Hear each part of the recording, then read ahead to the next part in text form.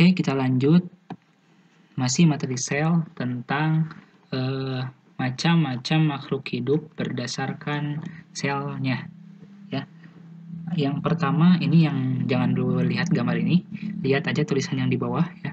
Ada yang disebut dengan uniseluler dan multiseluler ya. Ya, itu adalah macam-macam makhluk hidup berdasarkan sel. Ada yang makhluk hidup dia itu bersifat uniseluler, ada makhluk hidup yang memang dia bersifat multiseluler. Apa uniseluler dan multiseluler?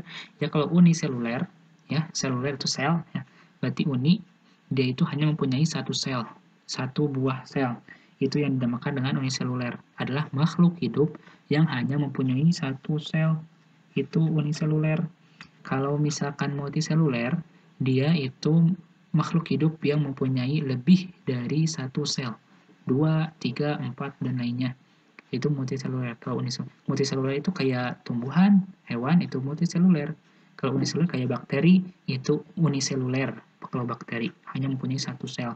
Kalau misalkan multiseluler, itu adalah yang mempunyai banyak sel.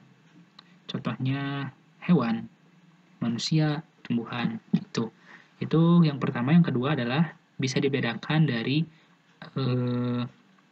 sel-sel dengan ada tidaknya membran dengan ada tidaknya inti ya. Dengan ada tidaknya membran inti. Itu yang pertama adalah ada gambar yang kayak ini. Kapsul tapi punya ekor. Atau yang di belah sini juga ada kapsul tapi dia tidak punya ekor dan berbulu. Ini namanya adalah sel yang prokariotik ya. Prokariotik. Nah, ini disebut sel prokariotik, di mana sel prokariotik ini adalah sel yang intinya itu tidak terbungkus dengan membran inti. Sel yang inti selnya itu tidak dibungkus dengan membran inti. Ya.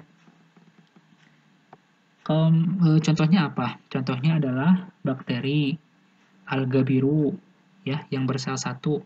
Itu biasanya mereka adalah prokariot, di mana membran selnya itu tidak dibungkus, bukan membran sel, maaf, inti selnya itu tidak dibungkus oleh membran sel. Itu seperti yang ini. Kalau misalkan ada juga yang eukaryotik sel. Nah, kalau eukaryotik itu adalah sel yang memang inti selnya itu sudah terbungkus oleh membran sel. Kayak sel di dalam tumbuhan atau sel di dalam hewan, itu kan mereka punya membran inti, ya, membran inti, di mana untuk melindungi, membungkus inti sel yang sudah kita pelajari sebelum-sebelumnya kan. Itu ada yang prokariot, ada yang eukaryot. Itu macam-macam sel berdasarkan keadaan intinya. Ada yang prokariot, ada yang eukaryot.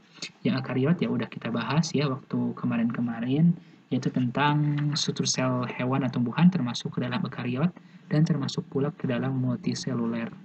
Nah, sekarang kita akan bahas yang ini, yang bagian-bagian dari prokaryotik. Apa aja sih? Nah, ada bulu-bulu kan? Ada bulu-bulu di luar-luar ini, itu namanya pili. Nah, ternyata bulu-bulu ini digunakan untuk reproduksi di sel prokaryotik mah, ya, digunakan untuk bereproduksi ternyata si pili ini. Nah, terus juga ada ribosom. Masih ada ribosom, cuman gak nempel aja di retikulum endoplasma gitu. Ribosomnya itu bergerak bebas. Sana kemarin di sini ada, di sini ada, di sini ada. Nah, bersama ribosom itu fungsinya untuk mensintesis protein, ya. Terus juga ada kapsul, ada juga dinding sel, kapsul dan dinding sel, ya.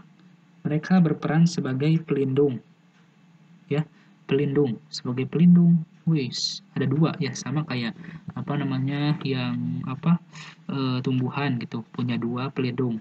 Kalau ini pelindungnya bukan ada dua tapi ada tiga. Ada membran sel, bukan membran inti ya, bukan membran inti, tapi ini membran yang selnya. Jadi untuk melindungi sel, ada membran sel, ada dinding sel, ada kapsul, ya. Ini istimewa. Berbeda dengan tumbuhan. Tumbuhan ada dua, kalau ini ada tiga. Ya, membran sel, dinding sel, kapsul. Untuk apa sih punya tiga-tiga ini pelindungnya dan ada juga kapsulnya gitu? Buat apa? Nah, fungsinya ini untuk melindungi ya si prokariot ini, untuk melindungi dari daerah-daerah yang ekstrim, panas, dingin yang sangat gitu. Makanya kenapa bakteri itu bisa bertahan di tempat-tempat yang ekstrim, ya, panas, dingin, gitu kan. Tempat-tempat yang ekstrim pokoknya pasti ada bakteri. Gak akan ada suatu tempat yang gak akan ada bakterinya gitu, terbebas dari bakteri gitu, kecuali dengan itu tertentu gitu, proses-proses tertentu, ya. Tapi secara umumnya itu bakteri itu ada di mana-mana, ya, karena memang dia bisa bertahan di tempat yang ekstrim. Soalnya mempunyai 3 pelindung, kapsul, dinding sel, membran sel, yang berfungsi untuk melindungi si prokariot-prokariot ini dari tempat yang ekstrim. Ya. Terus di sini ada daerah nukleoid, ya, di mana ini daerah inti untuk sebagai tempat menyimpan kromosom-kromosom dan DNA-DNA di sini tanpa dibungkus oleh membran inti, ya, tanpa dibungkus oleh membran inti. Selanjutnya ada flagel, yang ekornya itu disebut flagellum, flagel, ya. Dan membran sel juga ini sama kayak kayak tumbuhan dan hewan, itu selain untuk melindungi, membran sel juga berfungsi untuk transportasi zat.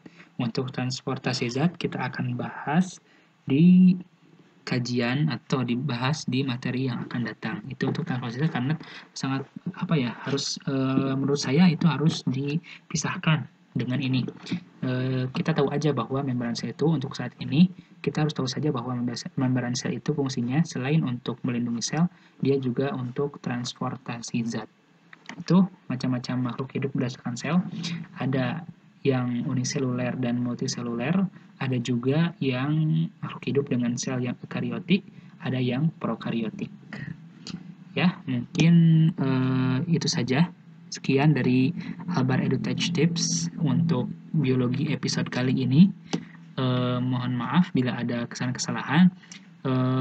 Jangan lupa subscribe, share, dan komen. Terima kasih atas perhatiannya. Assalamualaikum warahmatullahi wabarakatuh.